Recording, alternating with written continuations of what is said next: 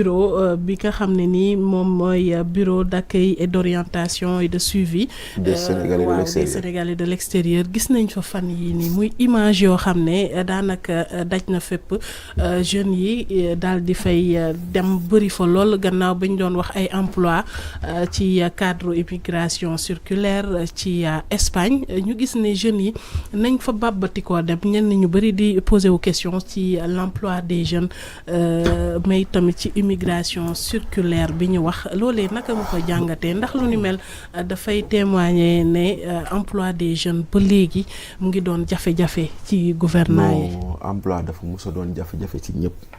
ci président yi fi jot a jaar président yi fi jaar yëpp. xam nga man Pape Moussa bokk nañ mën na ma seedeel loolu yàgg naa di wax naan la crise des 4E. dama mos a wax ni Sénégal 4E moo ñu sonnal. muy yan E. emploi. eau électricité éducation. président bu fi wadda c'est à la suite d'une crise pareille. On a connu une grande sécheresse sous Senghor. Après lay soog a dem c'est une crise de l'eau. Abdou Diouf daj na fi ñaari yoon année blanche année invalide. am na 93 88. Oui. Après Abdou Diouf ba mu fiy jógee. On était en train de vivre de plein fouet les conséquences des ajustements structurels et notamment le désengagement de l'État ak yooyu noonu les départs volontaires et cetera crise de l'emploi. leer na ñëpp. Abdoulaye Wade dafa daje ak crise de l'électricité dégg nañ fi émeute de l'électricité. Mais Abdoulaye Wade ba mu demee ba ñàkk nguur gi di tàggatoo dem ci sëriñ si moo taxaw mu ne man je reconnais avoir échoué dans ma politique d'emploi. Oui. tey jii nii Macky Sall a été confronté dans un premier temps à la crise de l'eau gis nañ fi coowal Kër Momar Sarr. am na fi jamono ay usines ñoo doon rationaliser ndox fii ci biir dëkk bi parce que problème ndox dañ ko amoon. jóge nañ foofu noonu il a été confronté à la crise de l'emploi. moo fi créé programme xëyu ndaw ñi. pour lan pour résorber le gap de kon président yu fi jaar yëpp. dañoo am problème ci wàllum emploi. ñii nag dañoo ñëw ak espoir boo xam ne dafa yaatoo yaatu. bu nit ñi teg ci ñoom ci wàllum emploi. maintenant nag espoir boobu noonu la ñuy xaar mu matérialiser wu te ñu ngi ñaan mu am. mais d'ici à ce que mu matérialiser wu nag dafay am lu ñu tuddee soit solution palliatoire ou palliatif ak yoo xam ne dañ koy teg pour loolu mu am moi je comprends maintenant man en fait lu ma déranger rek moo di ni programme boobu musul nekk ministère affaires étrangères ministère de la jeunesse moo ko mës a gérer la question est lan moo ko jëlee jeunesse yóbbu ko affaires étrangères lan moo ko fa jëlee je ne sais pas je pose cette question. Je veux savoir pourquoi ñu jëlee programme bi ci jeunesse yóbbu ko affaires étrangères parce que ministère de la jeunesse moo ko daan gérer. ci biir gestion boobu noonu ministère de la jeunesse daan ko gérer nit tukki na dem dellu si man j'en connais 2 ñoo xam ne tukki nañ dem nañ dellu si. Maintenant comment il gérait l'affaire xaw ma comment il a été choisi xaw ma mais peut-être je me dis que nguur gi bees son excès de transparence moo ko jural lii. Comment ça? Parce que bu fekkoonte ne gérer woon nañ ko ni ñu ko daan gérer nit ñi tukki nañ te kenn yëgu ko. parce que daan na am à part au ministère de la jeunesse il privilégiait ñu nekkoon dans les domaines agricoles communautaires. les DAC parce que ñooñu au moins xam nañ liggéeyu agriculture parce que dem travail de cueillette la yu mel noonu et cetera. kon ñoom il choisissait donc ça dafa restreindre les choix parce que xoolal fi mu toll nii. ñu ne y a 200 pour cette année defe naa 150 bu daaw plus les 20 yu ministres yi demandé muy 370 tu reçois 24 000 demandes dafa bëri donc quelque part moi je pense que y avait une autre façon de gérer encore une fois mënoon nañ même externaliser lii parce que bu ñu demoon ba bëgg woon ko gérer mënoon nañ ko sax dénk agence de voyage tey jii agence de voyage oui mais pas Moussa tukki waat nga ambassade yi kan moo si am fooy dem demander visa presque amatul on passe par des intermédiaires non donc on pouvait passer par une structure bu mel noonu ou même créer ça nga xam ne au moins c'est plus circonscrit c'est plus truc et puis on peut dès à présent élaborer un certain nombre de critères yoo xam ne du jàng parce que man quand j'ai entendu le coordinateur du BAOS dire que am na sax ay enseignants yu déposé je me suis interrogé enseignant bu am salaire fii. di bàyyi pour 3 mois. waaw di bàyyi loolu pour dem 3 mois. lu ko fi jar. C'est grave. Voilà, donc maintenant, est-ce que c'est l'échec de ces nouveaux arrivants? Je ne pense pas. Mais au moins, espoir bu ñu amoon si ñoom. lii ba koy wane day wane ni dañoo war a yokk jéego lu jëmale ko si wàllum emploi. Surtout ça. Surtout ça. Et malheureusement nag j'attends de voir encore c'est quoi la politique d'emploi. te beneen bi aussi tam dañu fàtte. dama koy wax chaque jour il faut distinguer la formation professionnelle l'employabilité de l'emploi parce que nit ñi dañuy juum foofu noonu. ndaw ñi dañoo bëgg liggéey mais balaa ñoo liggéey dañ leen war a former. Surtout. te il nous faut former nos jeunes et malheureusement. foofu noonu également. il y a beaucoup d'efforts. D'accord Pape Moussa lu ni mel ñu gis ko muy immigration circulaire lañ ko tuddee ndax it da nga bokk si ñi jàpp ne lu ni mel it tamit benn alternative la ngir xeex li nga xam ne ni moo di immigration clandestine. Vraiment merci problématique bi loolu la lii ce n'est pas pour xeex emploi. Ce n'est pas pour la création d'emplois, mais c'est pour lutter contre l'immigration clandestine. nu ma ko mën a tuddee mooy xarmat par exemple ki nga xamante ne tey mi ngi jàngale alxuraan ci koñ bi nangam. kooku muy dugal dossier ma enseignant lay bind. ki nga xamante ne mi ngi ci privé yi di xarmat enseignant lay bind.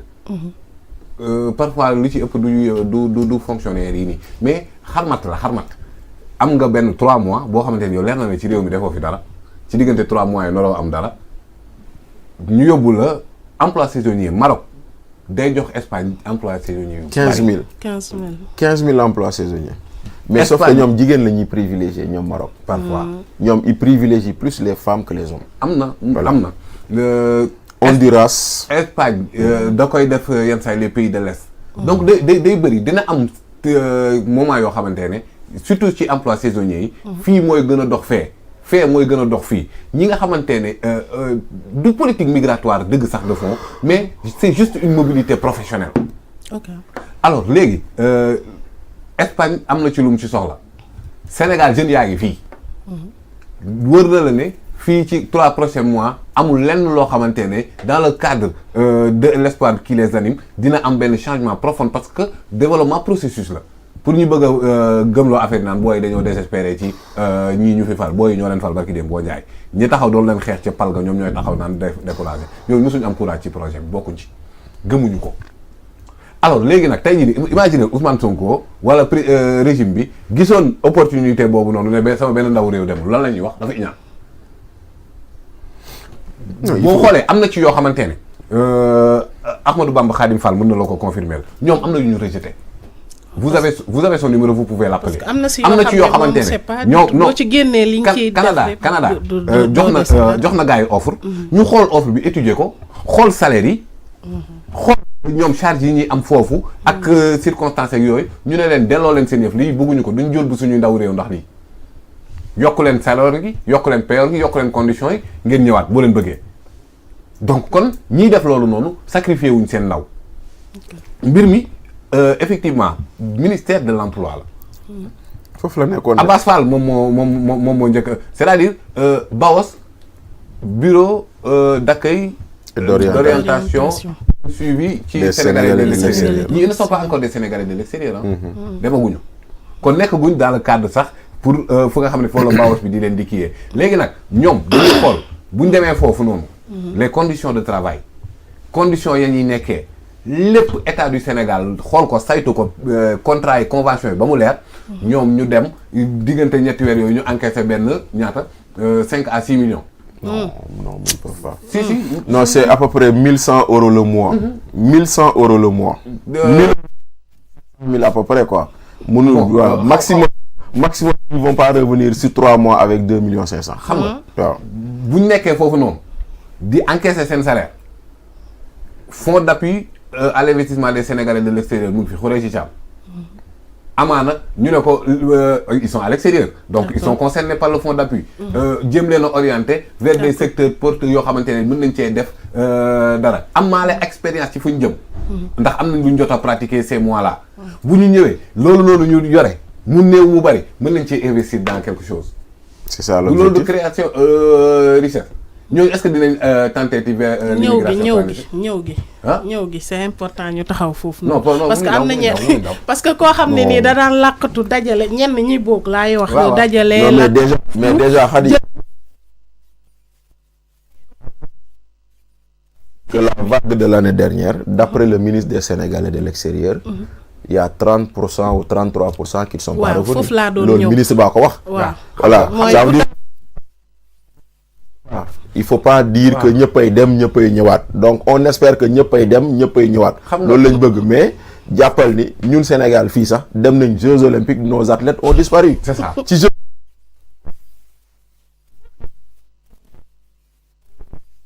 rek ne nekk Sénégal lu mu tar moo gën nga nekk bitim réew def xosu ak policiers yi doo mën a am liggéey bu stable doo mën a def dara presque ban njëriñ lay am donc cadre yooyu noonu am na yeneen yuy ñëwaat d'accord Italie gis nañ Qatar sax am na yeneen yuy ñëwaat laa wax te yooyu noonu état du Sénégal na xool rek conditions yi gars yi di demee conditions yañ fay nekkee bu dee conditions yoo xamante ne la yu mucc ayib la dina permettre jeunes yooyu am expérience gagner de l'argent mën a dégager des perspectives d'investissement ñu orienter leen encadrer leen pour ñu jëm vers ça. Je pense que ni loolu amul benn problème. Ce n'est pas une question de projet bi dañoo désespérer rek dëkk bi dafa métteeg nangam Maroc méttiwul. te gars yi ngay dem non dëkk bi moom métti na moom. c'est normal. waaw mais c'est vrai am na dëkk bi moom métti na moom. non parce que fu mu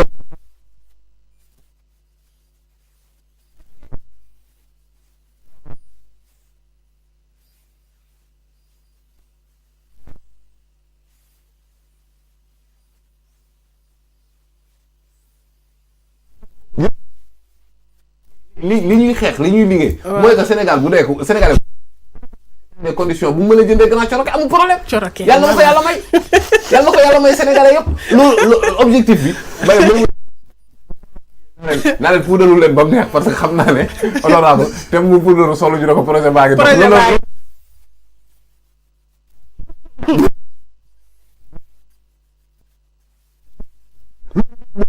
ñëpp jotee ñëpp nekk surtout les jeunes nga xam ne nii Bachir naa ko gis nañ ne ñoom ñoo gën a porter li nga xam ne.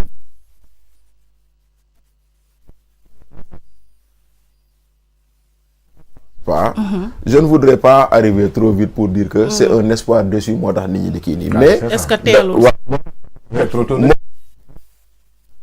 quelque part pour moi ça symbolise l'espoir que les gens ont pour ce pouvoir maintenant nag lu des nag moo di ni nañu gaaw sur lu ñuy def par rapport aux politiques aux problématiques yoo xam ne day tax nit ñi mën a xam lu ñu bëgg fan lañ jëmee réew mi ak si nu mu gën a gaaw donc loolu mooy beneen bi gis nga Khady réew mi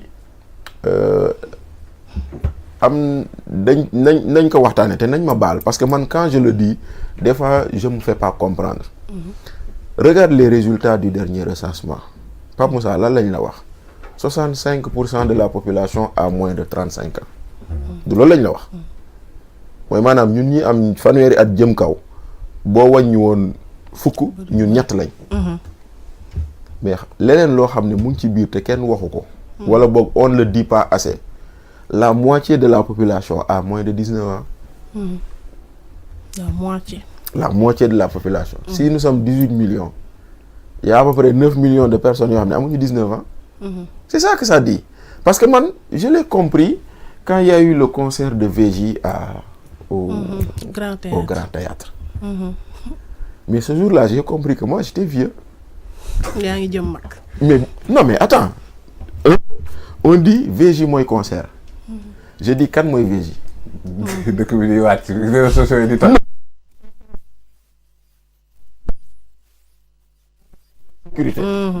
Je viens, je dis à mon fils, mais boy, il paraît qu'il y a un chanteur qui s'appelle VJ. Je me dis non mais papa, yow xamoo dara quoi.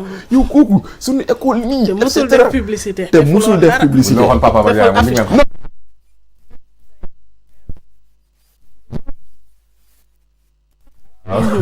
Mais je dis, mais attends.